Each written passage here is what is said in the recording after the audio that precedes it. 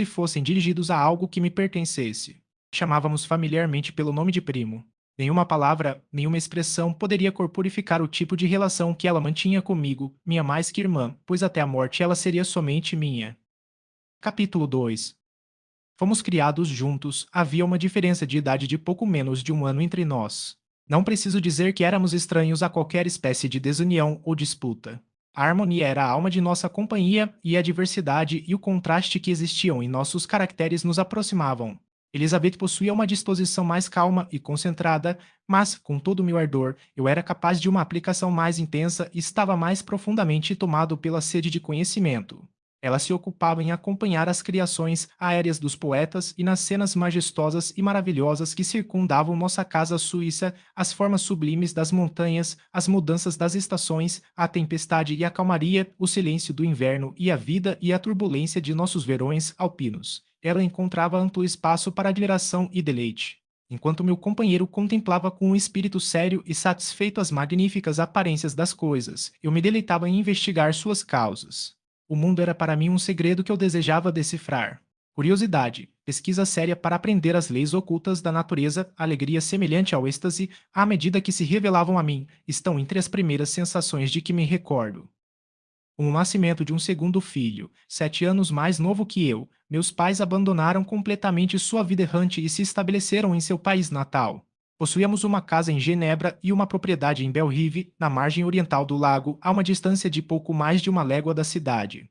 Residíamos principalmente na última, e a vida de meus pais transcorreu em considerável reclusão. Era da minha índole evitar multidões e me apegar fervorosamente a poucos. Eu era indiferente, portanto, aos meus colegas de escola em geral, mas uni-me aos laços da mais estreita amizade com um deles. Henri Clerval era filho de um comerciante de Genebra. Ele era um menino de talento e imaginação singulares. Ele amava a iniciativa, a adversidade e até o perigo por eles mesmos. Ele era profundamente versado em livros de cavalaria e romance.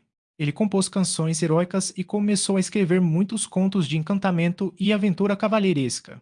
Ele tentava nos fazer encenar peças teatrais e participar de mascaradas, as quais os personagens eram extraídos dos heróis de Roncesvalles, da tábua redonda do rei Arthur e da comitiva cavalheiresca que derramou seu sangue para redimir o santo sepulcro das mãos dos infiéis.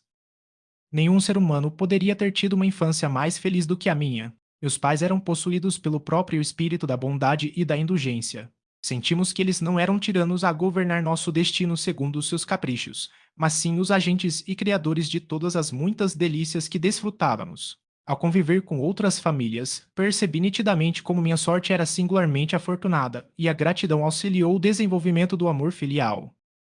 Meu temperamento era, por vezes, violento e minhas paixões, veementes, mas, por alguma lei em minha constituição, elas se voltavam não para atividades infantis, mas para um desejo ávido de aprender e não de aprender todas as coisas indiscriminadamente. Confesso que nem a estrutura das línguas, nem o código dos governos, nem a política dos diversos estados me atraíam. Eram os segredos do céu e da terra que eu desejava aprender, e, quer fosse a substância exterior das coisas, quer o espírito interior da natureza e a alma misteriosa do homem que me ocupassem, minhas indagações sempre se dirigiam aos segredos metafísicos, ou, em seu sentido mais elevado, físicos do mundo. Enquanto isso, Terval ocupava-se, por assim dizer, com as relações morais das coisas. O palco agitado da vida, as virtudes dos heróis e as ações dos homens eram seus temas, e sua esperança e seu sonho eram tornar-se um daqueles cujos nomes são registrados na história como os benfeitores galantes e aventureiros de nossa espécie. A alma santa de Elizabeth brilhava como uma lâmpada dedicada a um santuário em nosso lar pacífico. Sua simpatia era nossa, seu sorriso, sua voz suave, o olhar doce de seus olhos celestiais estavam sempre presentes para nos abençoar e animar. Ela era o espírito vivo do amor para suavizar e atrair. Eu poderia ter me tornado taciturno em meus estudos, rude pela intensidade da minha natureza, mas ela estava lá para me subjugar a uma semelhança de sua própria gentileza. E Clerval, poderia algo de ruim afetar o nobre espírito de Clerval? No entanto, ele talvez não tivesse sido tão perfeitamente humano, tão atencioso em sua generosidade, tão cheio de bondade e ternura em meio à sua paixão por feitos aventureiros, se ela não lhe tivesse revelado a verdadeira beleza da beneficência e feito do bem o fim e o objetivo de sua ambição crescente. Sinto um prazer requintado em me deter nas recordações da infância, antes que a desgraça tivesse contaminado minha mente e transformado suas visões brilhantes de extensa utilidade em reflexões sombrias e estreitas sobre o eu. Ademais, ao traçar o quadro dos meus primeiros dias, registro também aqueles eventos que, por passos insensíveis, conduziram à minha história posterior de miséria, pois, quando procuro explicar a mim mesmo o nascimento daquela paixão que depois governou meu destino, percebo a surgir como um rio de montanha de fontes ignóbeis e quase esquecidas, mas, crescendo à medida que avançava, tornou-se a torrente que, em seu curso, varreu todas as minhas esperanças e alegrias. A filosofia natural é o gênio que tem regido meu destino. Desejo, portanto, nesta narração, expor os fatos que conduziram à minha predileção por essa ciência. Quando eu tinha 13 anos, todos nós fomos a uma festa de prazer nas termas perto de Tonon. A intermência do tempo nos obrigou a permanecer um dia confinados na estalagem. Nesta casa, tive a oportunidade de encontrar um volume das obras de Cornelius Agrippa. Abriu com apatia a teoria que ele tenta demonstrar e os fatos maravilhosos que ele relata logo transformaram esse sentimento em entusiasmo. Uma nova luz pareceu brilhar em minha mente e, transbordando de alegria, comuniquei minha descoberta a meu pai. Meu pai olhou desatentamente para a página de rosto do meu livro e disse: Ah, Cornélio Agripa. Prezado Victor, não perca seu tempo com isso, é um lixo lamentável.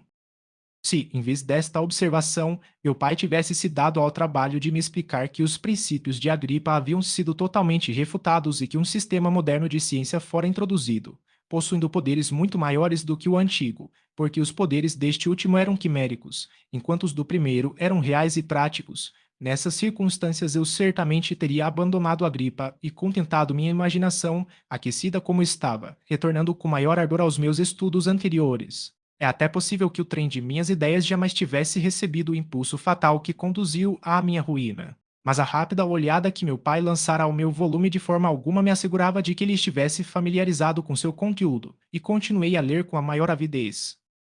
Ao retornar para casa, meu primeiro cuidado foi adquirir a obra completa desse autor e, em seguida, de Paracelsus e Albertus Magnus. Li e estudei com deleite as fantasias selvagens desses escritores. Elas me pareciam tesouros conhecidos por poucos além de mim. Eu sempre me descrevi como alguém imbuído de um fervoroso desejo de penetrar nos segredos da natureza. Apesar do intenso trabalho e das maravilhosas descobertas dos filósofos modernos, sempre saí de meus estudos descontente e insatisfeito. Disse que se Isaac Newton afirmou sentir-se como uma criança a recolher conchas à beira do grande e inexplorado oceano da verdade. Aqueles de seus sucessores em cada ramo da filosofia natural com quem eu tinha contato pareciam, mesmo para as minhas percepções de menino, aprendizes engajados na mesma busca. O camponês inculto observava os elementos ao seu redor e conhecia seus usos práticos. O filósofo mais erudito sabia pouco mais. Ele havia parcialmente desvendado o rosto da natureza, mas seus traços imortais ainda eram uma maravilha e um mistério. Ele poderia dissecar, anatomizar e dar nomes, mas, para não falar de uma causa final, as causas em seus graus secundários e terciários eram totalmente desconhecidas para ele. Eu havia contemplado as fortificações e os obstáculos que pareciam impedir os seres humanos de adentrarem a cidadela da natureza e, de forma imprudente e ignorante, eu havia me lamentado. Mas aqui estavam livros, e aqui estavam homens que haviam penetrado mais fundo e sabiam mais. Acreditei em tudo o que afirmaram e tornei-me seu discípulo. Pode parecer estranho que tal situação surgisse no século XVIII. Contudo, embora eu tenha seguido a rotina da educação nas escolas de Genebra, fui, em grande medida, autodidata no que diz respeito aos meus estudos prediletos. Meu pai não era científico e eu fiquei a lutar com a cegueira de uma criança, somada à sede de conhecimento de um estudante. Sob a orientação de meus novos preceptores, dediquei-me com a maior diligência à busca da pedra filosofal e do elixir da vida. Contudo, este último logo conquistou minha atenção integral. A riqueza era um objetivo inferior, mas que glória acompanharia a descoberta se eu pudesse banir a doença do corpo humano e tornar o homem invulnerável a qualquer coisa, exceto a uma morte violenta. Nem foram estas as minhas únicas visões.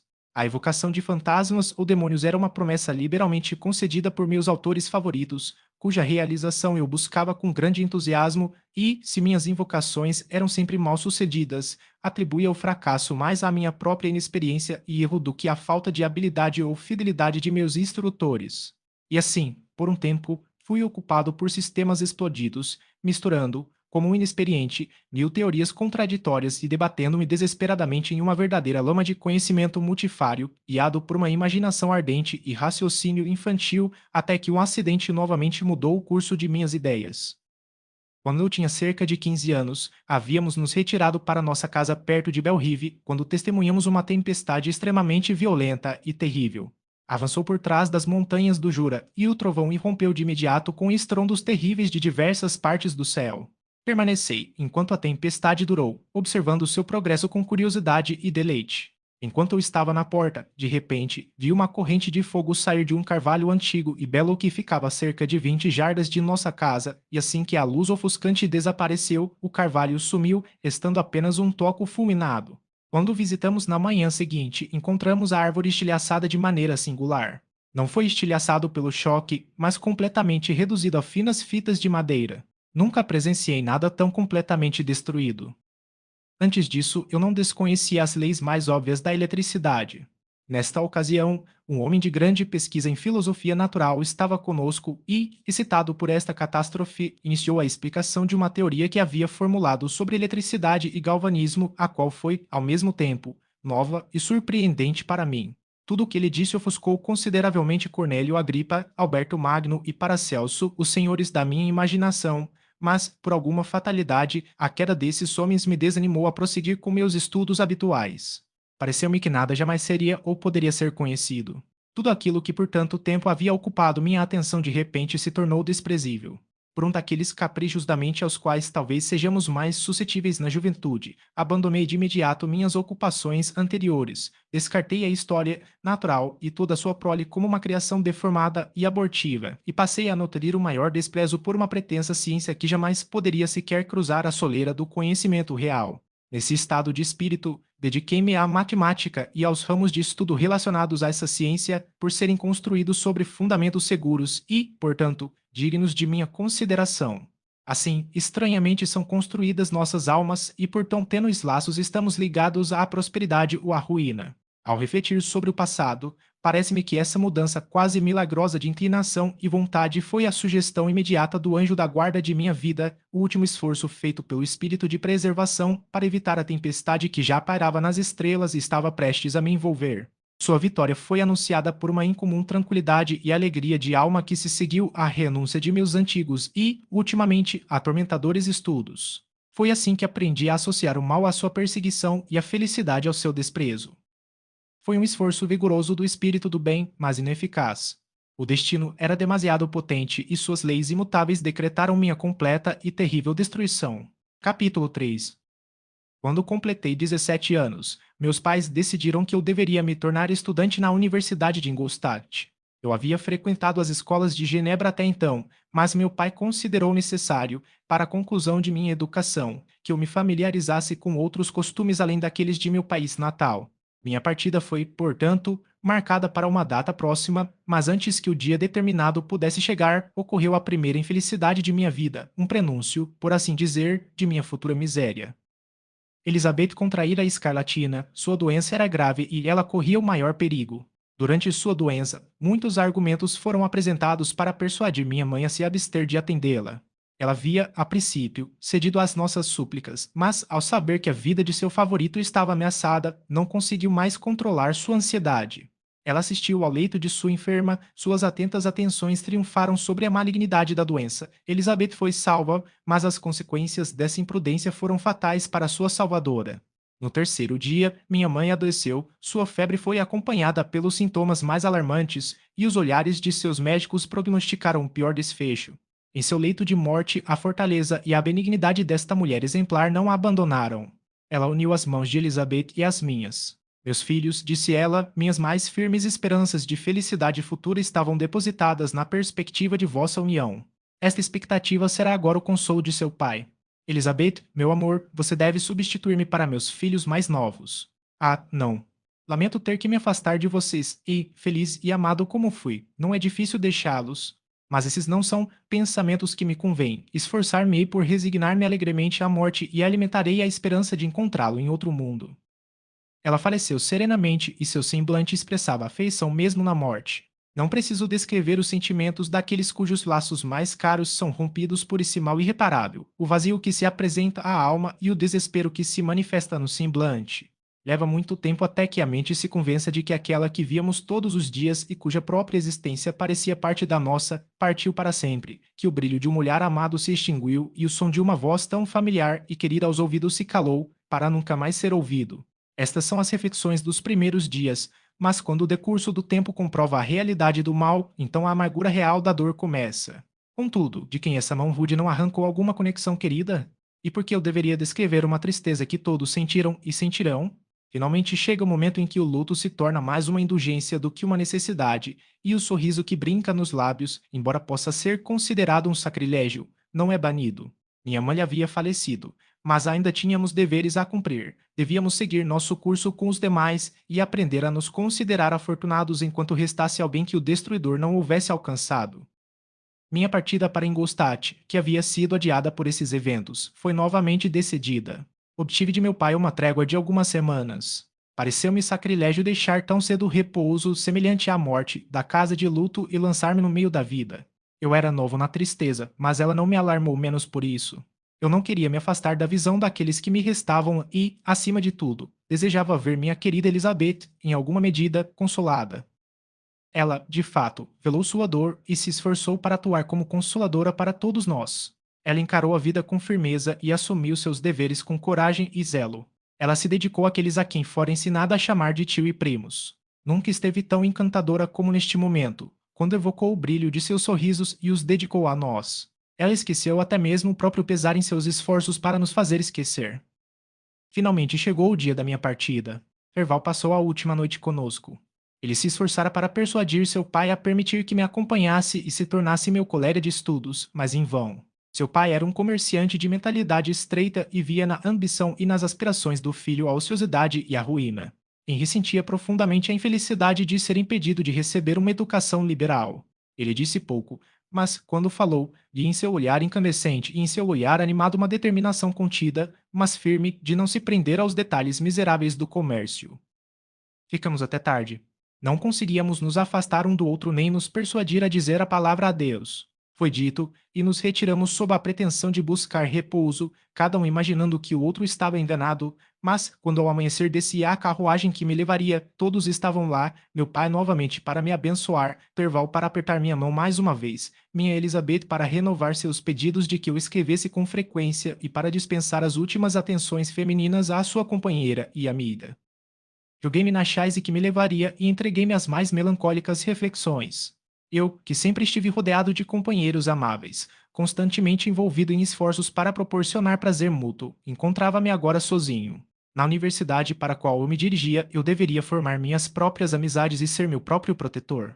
Minha vida havia sido até então notavelmente reclusa e doméstica, o que me havia conferido uma invencível repugnância a novos rostos. Eu amava meus irmãos, Elizabeth e Clerval. Estes eram rostos familiares, mas eu me considerava totalmente inapto para a companhia de estranhos. Tais eram minhas reflexões ao iniciar minha jornada, mas, à medida que prosseguia, meu ânimo e minhas esperanças se elevaram. Desejava ardentemente a aquisição de conhecimento. Frequentemente, quando estava em casa, achava difícil permanecer confinado em um só lugar durante a minha juventude e ansiava por entrar no mundo e ocupar meu lugar entre os demais seres humanos. Agora meus desejos foram atendidos e seria, de fato, tolice arrepender-me. Tive tempo suficiente para essas e muitas outras reflexões durante minha viagem a Ingolstadt, que foi longa e fatigante. Finalmente, a alta e branca torre da cidade surgiu em meu campo de visão. Desembarquei e fui conduzido ao meu apartamento solitário para passar a noite como desejasse. Na manhã seguinte, entreguei minhas cartas de apresentação e visitei alguns dos principais professores. O acaso, ou, antes, a influência maligna, o anjo da destruição, que exerceu domínio onipotente sobre mim desde o momento em que dei meus passos hesitantes para longe da porta de meu pai, me conduziu primeiramente a Mil, Hemp, professor de filosofia natural. Ele era um homem rude, mas profundamente imbuído nos segredos de sua ciência. Ele me fez diversas perguntas sobre meu progresso nos diferentes ramos da ciência relacionados à filosofia natural. Respondi com desdém e, em parte por desprezo, mencionei os nomes de meus alquimistas como os principais autores que havia estudado. O professor fitou. Você, ele disse, realmente dedicou seu tempo a estudar tamanha bobagem?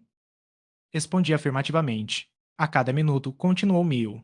Trempe, com calor, disse. Cada instante que você desperdiçou com aqueles livros está total e completamente perdido. Vossa memória foi sobrecarregada com sistemas explodidos e nomes inúteis. Meu Deus! Em que deserto você viveu, onde ninguém foi gentil o suficiente para informá-lo de que essas fantasias que você tão avidamente absorveu têm 1000 anos e são tão mofadas quanto antigas? Eu pouco esperava, nesta era iluminada e científica, encontrar um discípulo de Alberto Magno e Paracelso.